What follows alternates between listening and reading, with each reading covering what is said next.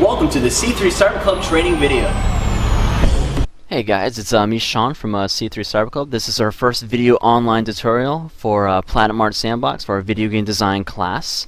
I just want to apologize for the cheesy intro video that you guys just saw, but hopefully it got your interest. We're going to go ahead and just learn about basic 3D modeling in Platinum Art Sandbox. So this is your first time with the software.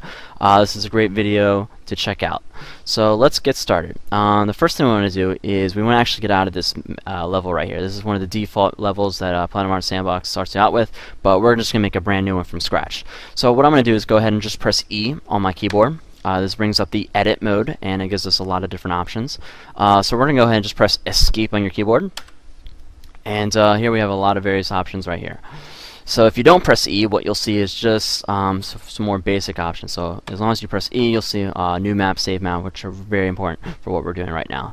So I'm going to go ahead and click on new map. And this gives us our size. So right now it's telling us our size is 10. If we click and drag it, we can go up to 16. I don't recommend doing 16 just because it's so big, it's so massive. It's going to take such a long time for you to get to the other side of your map. And for what we're doing, 10 should be good. So we're going to go ahead and just say 10 and click on new map. And so this is what we're looking at right now. We have just a blank canvas to kind of design our map. Looks like a desert here. So we're going to go ahead and we're going to build a house for our very first project. So the first thing I'm going to do is let's go over the basic controls. So I'm going to go ahead and press E. This is the game mode right now. You can usually tell if you see this little cursor here. And I'm using Platinum Art Sandbox 2.7.1. So if you're using an older version, you're not going to see this on here, but you're still going to be able to do the same things I'm doing. Okay. So the first person controls for this particular game are forward, back, left, right, and that's using your arrow keys on your keyboard. So up, down, left, right is to move your character. And you use your mouse to control the movement of your head. So it's the combination of using the mouse and the keyboard at the same time to maneuver around your environment.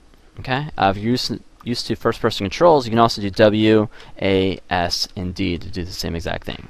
Spacebar allows you to jump. You can also right-click your mouse to jump. If you were to fall off the edge of your map, you just press spacebar to bring them back to life. You can use your scroll wheel here to kind of zoom in, zoom out. And that's just sort of the basic controls right there. So let's get into the edit mode. So we press E. This brings up our edit mode. This is how we basically design our game. We're always going to be in this mode. This is how you can change the geometry, entities, texturing, particles, all sorts of really cool stuff. And you also see a little brush here. This is what we call our grid. So first thing we want to do is we want to get into an area view. This is a really great view to get into when you're designing stuff in 3D. If you're building stuff from really low to the ground, it's just much harder. So do yourself a favor and just get a little bit farther out, like a bird's eye view. And this is pretty good. So now what we're going to do is we want to hold down G for grid. And we're going to use our scroll wheel. So I'm holding down G on my keyboard, and I'm using my scroll wheel right now. I'm just making my grid bigger or smaller. Okay.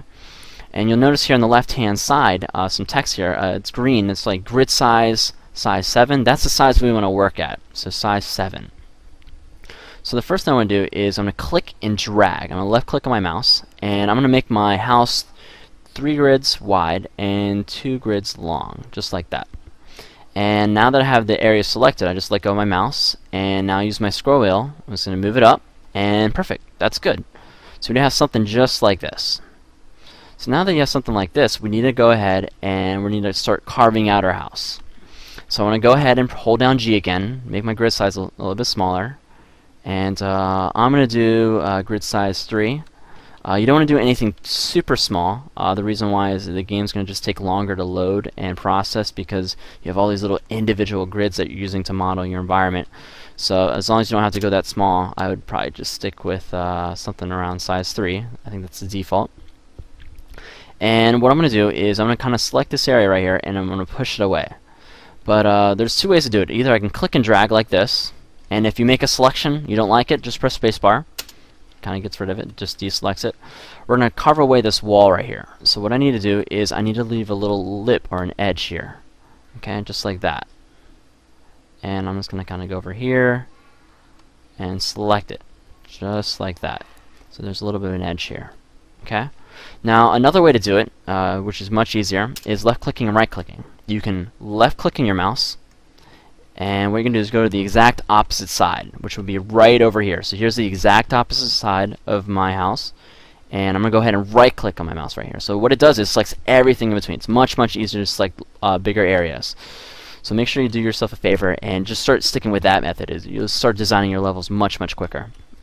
So now that we have this area selected, we're going to use our scroll wheel, just carve it away, just like that.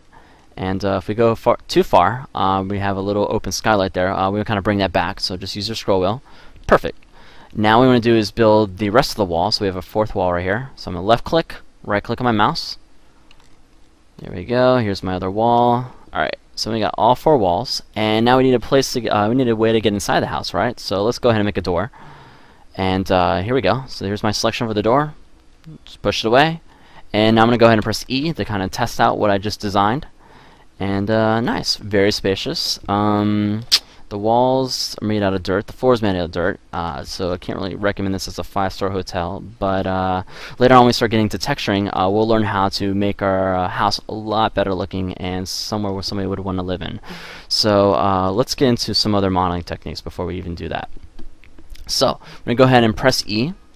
And I'm going to go ahead and make some windows here. Add some light. Here we go. Very good. And maybe I'll just put one right up here just for some extra light. Okay, that's good. Alright, so now I got some windows, I got a door here. Now I'm going to make the roof of my house. So the way to make the roof is we're going to go ahead and learn a brand new tool. First of all, we're going to make our grid size back to size 7. So you always want to make sure you remember that grid size. Keep it in the back of your head because it's going to come in handy when you need to make adjustments. So what I'm going to do is I'm going to go ahead and just push this up, just like that. And I'm going to go ahead and select all of these. Okay.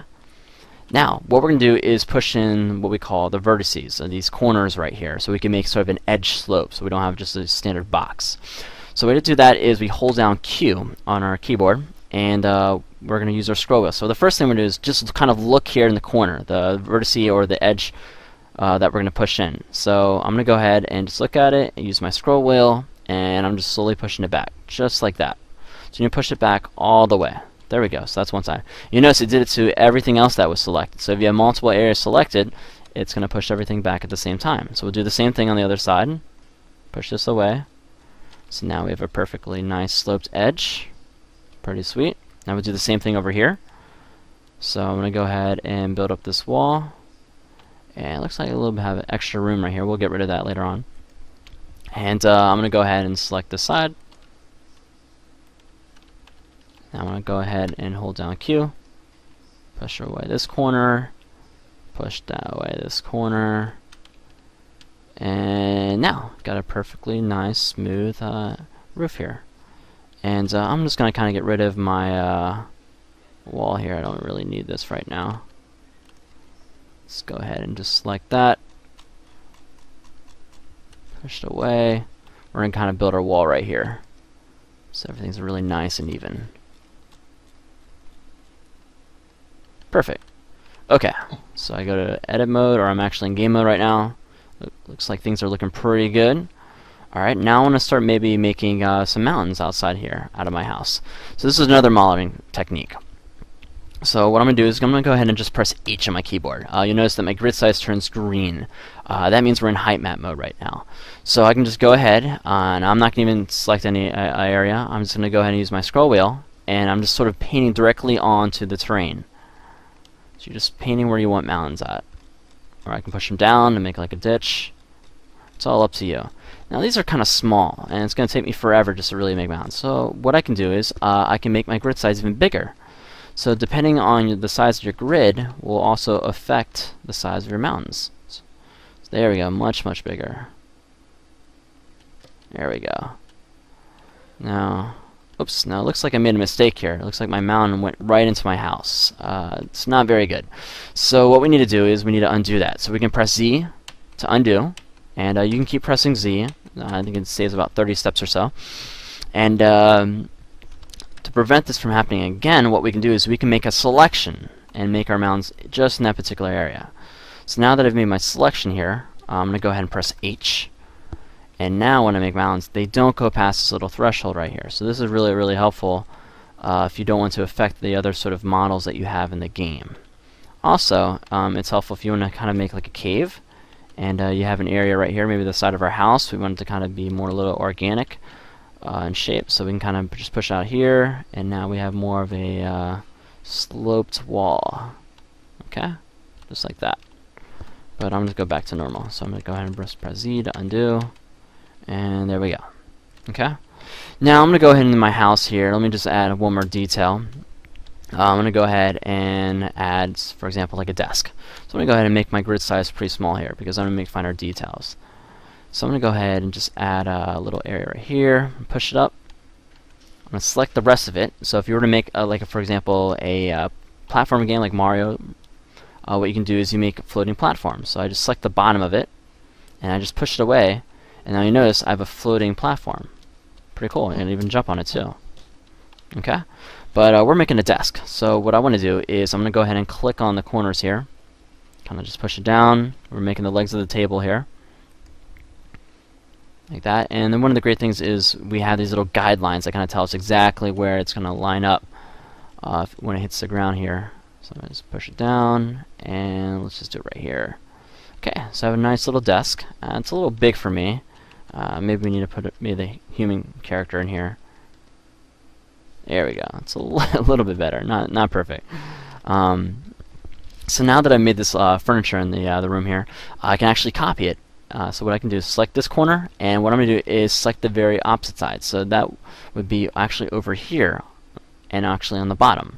So now I have this whole area selected. So I left click and right click. Now I press C to copy. Now I'm going to click on the ground when I add a new one, and just press V to paste. So you notice I have a new one. Now it's not lining up correctly. The way that it sets it up is it's going to set up by the very edge. So I want to kind of put it over here. There we go. It's a bit farther away. Perfect. So there you go. We got copy paste. We know how to change our grid size. We know how to push in our vertices. And last step is going into pushing our faces. So I'm going to go ahead and change my grid size. I'm going to make some stairs. So make one box right here. Make another box. And make another box. Okay? And these are going to be some really short stairs. But what we can do is push in the face. So that means this whole selected area. So I'm going to go ahead and press F, hold it down. And I'm going to use my scroll wheel and just push it down just a little bit. That's good. I'll do the same thing for this side. Make it a little bit higher. A little bit higher. And if we were to keep doing that, we can make some stairs there. So we're kind of going up them. Okay. You can also do it by individually just making your grid size bigger and smaller depending on how steep you want them. Now, obviously, this is too high for the character to go up. So what I could do is just kind of make my grid size smaller so I have more control over what I want to do. So here we go. This is a better size here. Push the side up. And we could just do that. So there you go. Okay, and we can add a loft if we want to. We can add a lot of different things for our house here. But I'll let you guys sort of figure that out as you guys play around with the software. So that is our first video online tutorial. If you guys have any questions, want to check out some more stuff, you can visit our website at C3CyberClub.com. You can also go to Platinum Arts, their website. They have some really great tutorials, some more in-depth stuff. So definitely check it out. And hopefully you guys learned something, and hopefully you see some of our other online video tutorials. Alright, take it easy. Bye-bye.